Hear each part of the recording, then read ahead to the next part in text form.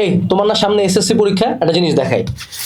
ফিজিক্সের test paper, ফিজিক্সের made easy, কেমিস্ট্রির টেস্ট পেপার, কেমিস্ট্রির ম্যাথ ইজি, বায়োলজির টেস্ট পেপার, বায়োলজির মেড ইজি, জেনারেল ম্যাথের টেস্ট পেপার, জেনারেল ম্যাথের made easy, supplement, previous year question চলতেই আছে, আরও চলতেছে।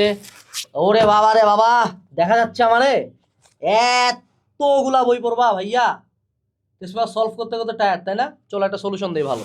এগুলা সব বই সরাও, নিয়ে আসো রিভিশন ম্যাটেরিয়াল।